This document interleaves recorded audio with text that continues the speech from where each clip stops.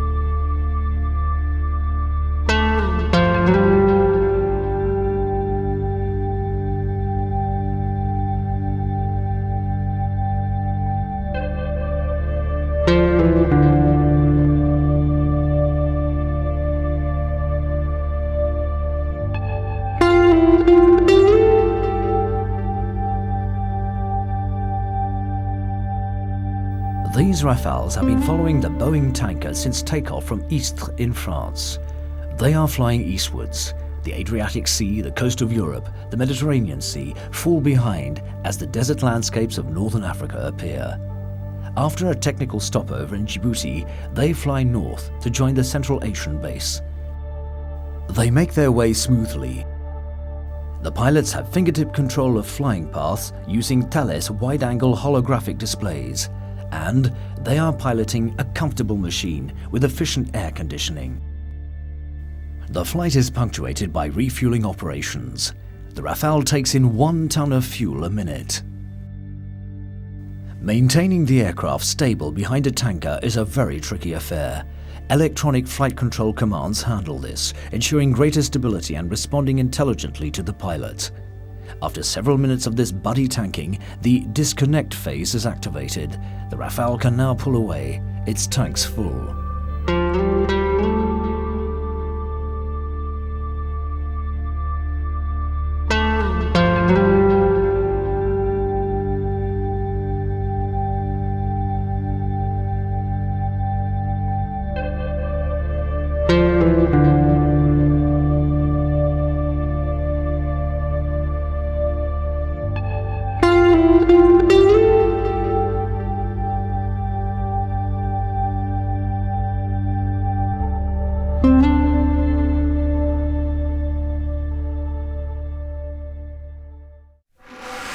Maps don't lie.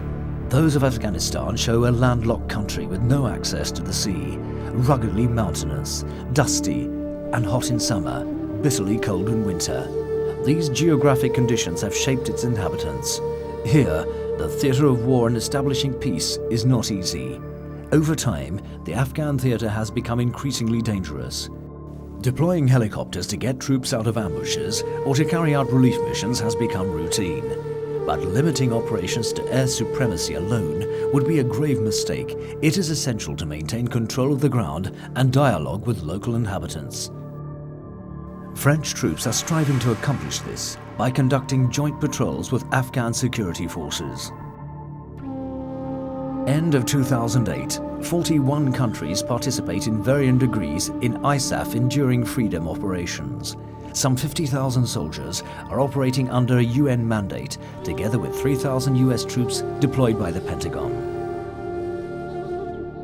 Camp Warehouse, under French control, bordering the road to Jalalabad, was established some 10 kilometers from Kabul. Outside of the base, looking eastwards to Pakistan, one can contemplate how dangerous this area is. The safety of the camp and its occupants is a 24/24 concern. The French battalion involved in operations here comprises the 126th Infantry Regiment. Other principal players here in this theatre are an Air Force squadron based in Kandahar. We don't normally maintain military relations with this squadron, but for this theatre, which is a very particular combat situation, we will need air support. Our TACP controllers will monitor and direct all manoeuvres within ISAF operations. Kandahar is home to the main base of NATO forces in southern Afghanistan. British, Dutch and Belgian Air Force planes are stationed here, together with dozens of helicopters. Since autumn 2007, France has kept a detachment of 6 combat aircraft here. The operational contract of France is to ensure 10 sorties every 2 days to support coalition troops. For this, a dozen combat pilots and navigators, together with a detachment of ground staff, are housed on the base.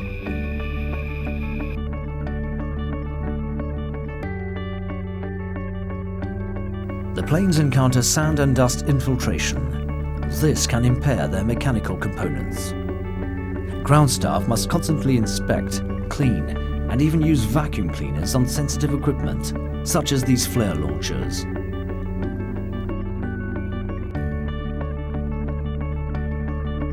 Crews of Mirage 2000D and Rafales prepare each flight in minute detail with an air operations officer. We talk to this squadron commander. The ultimate mission for fighter pilots and navigators is to be in a combat fighting situation. And you can't compare this experience with training. The combat missions can be divided into 2 stages. You have pre-flight preparation, then in-flight maneuvers. Pre-flight is mostly the testing stage. The preparation is long and intense. We must answer many questions. They're mostly technical: how to prepare a mission, how to fulfill a mission, what are the best tactics. Then we have personal questions, such as, am I fit? If something happens, how do I react? A pre-flight preparation is an introspective process. We question personal abilities. In fact, we are well prepared for flight operations at home base. The most spectacular moment for a pilot in his mission is firing or launching a missile or dropping a bomb.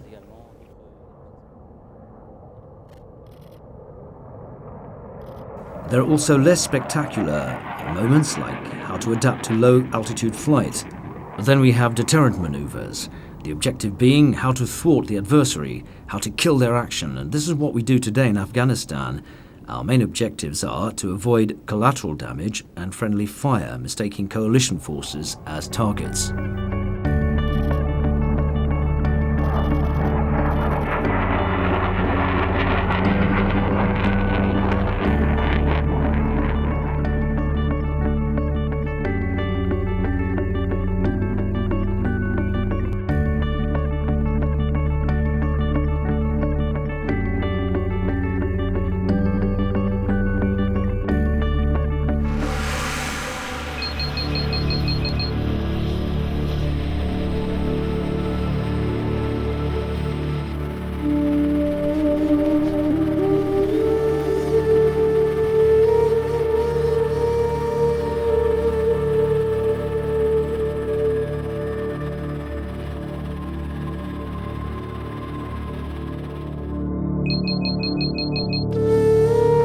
In the absence of any air threat, combat aircraft of the coalition forces are used exclusively to support ground troops. Once an order is given, planning a bombing mission, guiding aircraft, and designating targets incurs great responsibility. Only specially trained soldiers forming a tactical air control party are entrusted with this task. The TACP comprises air traffic controllers that have to be protected by several heavily armed commandos to ensure their safety.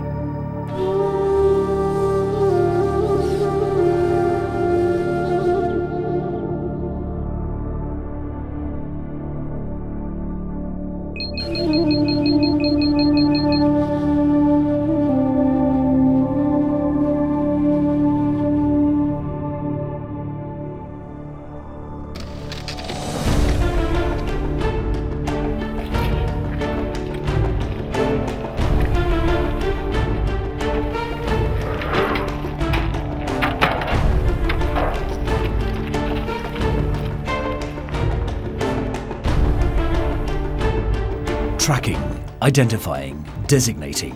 3 words summing up the work of controllers. Their tools: powerful optronics, encrypted radio communications allowing satellite communication, pointers, rangefinders and laser designators.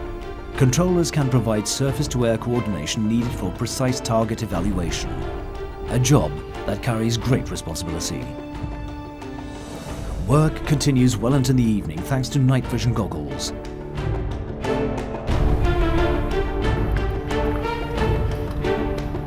Aircraft crews are also equipped with these, together with powerful optronic tools designed to scan the ground at a great distance.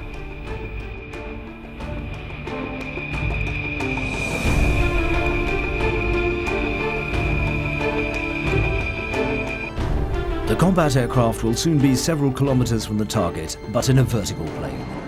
The TACP controllers will be in a horizontal plane. The 2 parties are tracking the same target. Communication is required.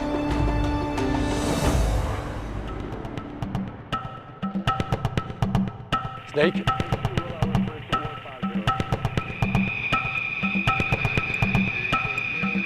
There is a permanent UHF-VHF radio link.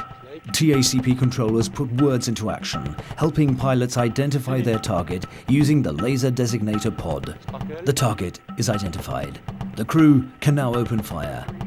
With laser guidance, this can be done from ground to air or from air to air. Snake.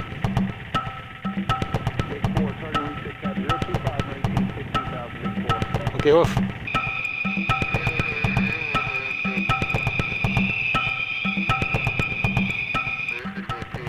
Ok, attends, dans 60 secondes, on baisse les têtes.